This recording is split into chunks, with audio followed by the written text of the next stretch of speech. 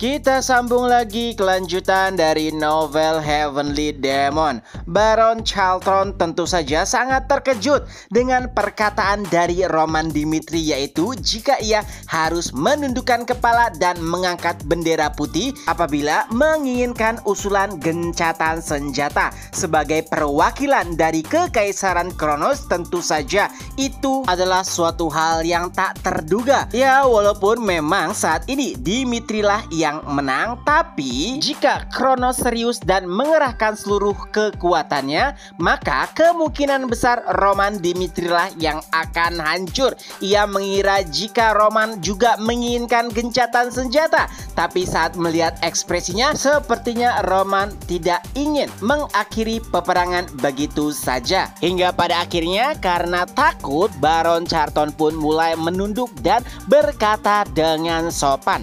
Roman Dimitri menanggapinya, ia tidak menginginkan akhir peperangan yang absurd. Apalagi ada banyak juga korban jiwa di pihak Roman Dimitri. Oleh sebab itulah, jika Kronos benar-benar menginginkan gencatan senjata, maka harus ada sesuatu sebagai imbalannya. Dan Roman pun meminta 500.000 emas. Itu adalah jumlah yang tidak sedikit, bahkan bagi seseorang seperti Baron Charlton. Awalnya ia mengeluh, tapi dengan niat membunuh Roman Dimitri yang mengatakan bahwa jika tidak menerimanya, maka gencatan senjata tidak ada gunanya dan kemungkinan juga ia akan mati. Charlton pun mulai berpikir sejenak, lalu kembali berkata, "Lalu bagaimana dengan Odelia? Apakah kau ingin membebaskannya? Jika iya, bisakah jumlah 500.000 dikurangi?" Tapi Roman dengan tegas mengatakan, "Apa gunanya membebaskan negara yang bahkan tidak ada hubungannya denganku?" Dan pada akhirnya gencatan senjata pun pending,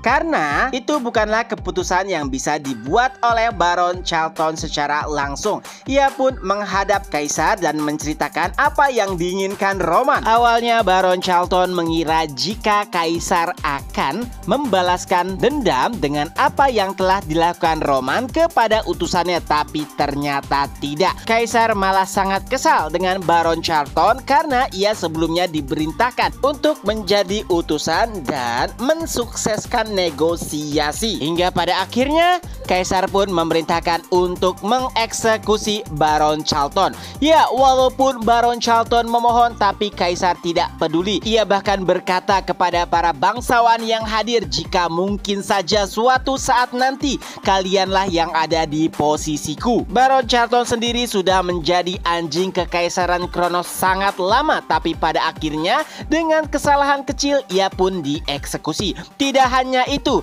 Kaisar juga memerintahkan Memphis agar mengeksekusi seluruh keluarga yang berkaitan dengan Charlton. Setelahnya, Kaisar pun meninggalkan ruangan. Oh ya, saat itu tubuh Kaisar kembali telah diambil alih oleh iblis yang bekerja sama dengan Alexander. Nah, karena sekarang spesialisasinya adalah sihir, ia ingin menunjukkan kepada Roman bahwa keputusannya menjadi penyihir tidaklah salah. Ya, raganya terbang keluar dari tubuh Kaisar dan tak lama ia pun melayang di atas kota Adelia. Dan hanya dengan satu kata, meteor.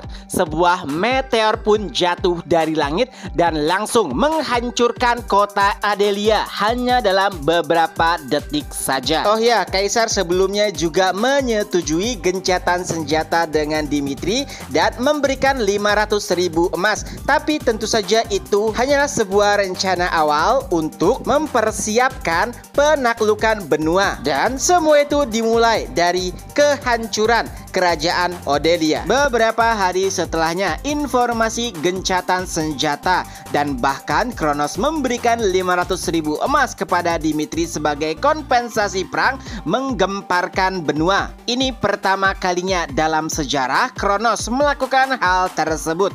Bahkan banyak orang yang mengira jika Dimitri telah berada pada level yang baru dan mungkin itu juga bisa menciptakan masa depan yang baru pula. pula tidak sedikit dari mereka yang berpikir untuk hijrah ataupun pindah ke dalam kerajaan Dimitri. Dan juga kabar ataupun informasi hancurnya kerajaan ataupun ibu kota Delia ikut mengguncangkan benua. Di sisi lain, Lukas yang menyadari hilangnya kontak orang-orangnya yang merupakan bagian informasi di kota Eudelia langsung menuju ke sana, dan di dalam puing-puing ia pun memerintahkan seorang penyihir ahli untuk mendeteksi sisa-sisa dari kekuatan sihir yang menghancurkan ibu kota. Tentu saja ia ingin tahu apakah ada penyihir tingkat 8 lainnya, dan ternyata informasi mengejutkan keluar karena menurut data yang diteliti oleh si penyihir ini, sisa-sisa kekuatan yang digunakan di atas penyihir lingkaran 8, yang artinya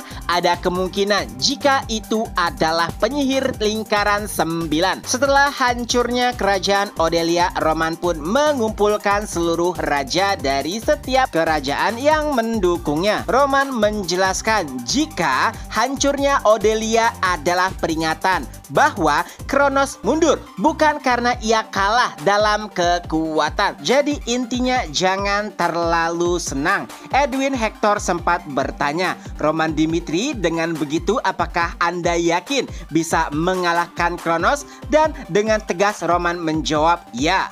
Setelah perkumpulan berakhir, Roman pun memikirkan informasi yang disampaikan oleh Lukas, yaitu kemungkinan adanya sosok penyihir tingkat 9 di belakang kekaisaran Kronos. Nah, bukannya khawatir, Roman malah menjadi lebih bersemangat. Kenapa? Karena mungkin dengan itu ia bisa lebih berkembang dan melampaui kekuatannya terdahulu saat menjadi Heavenly Demon. Setelah beberapa hal terselesaikan, akhirnya rombongan Roman Dimitri pun kembali ke negara asalnya, dan di sana Hans langsung menyambutnya dan memberikan kabar duka, yaitu bahwa Henderson akhirnya telah kembali alias meninggal setelah berjuang melawan Luka yang sebelumnya ditinggalkan oleh Sven. Di sisi lain, di suatu tempat yang belum diketahui, Isabella, ratu dari kerajaan Luna, sedang berdoa memikirkan beberapa hal.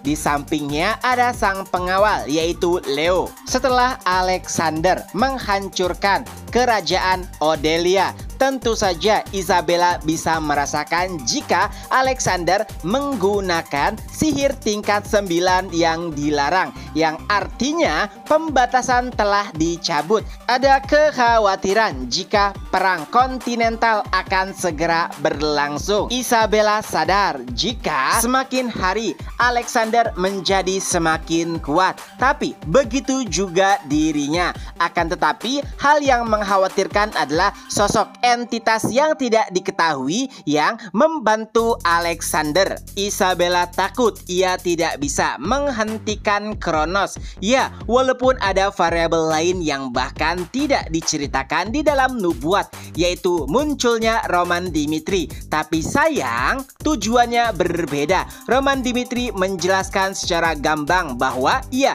melawan Kronos bukan karena umat manusia, melainkan mencapai tujuannya sendiri, dan itu sangat bertentangan dengan apa yang ia yakini. Kembali ke Dimitri, upacara pelepasan para korban perang dilangsungkan. Ya, semua orang menghadiri upacara tersebut termasuk Roman. Salah satu di antara mereka adalah sosok yang sangat berharga, yaitu Henderson. Sosoknya mengingatkan Roman tentang seseorang yang ada di kehidupannya yang lalu saat ia menjadi Chunma, yaitu Guang Ma. Sosok yang menganggap Roman sebagai keluarganya sendiri. Guang Ma berkata, apapun yang dilakukan oleh Roman, ia akan mengikutinya, bahkan jika tujuannya adalah menyatukan murid, sesuatu yang hampir mustahil. Dan pada akhirnya, saat Roman berhasilkan mewujudkan hal tersebut, Guang Ma telah mati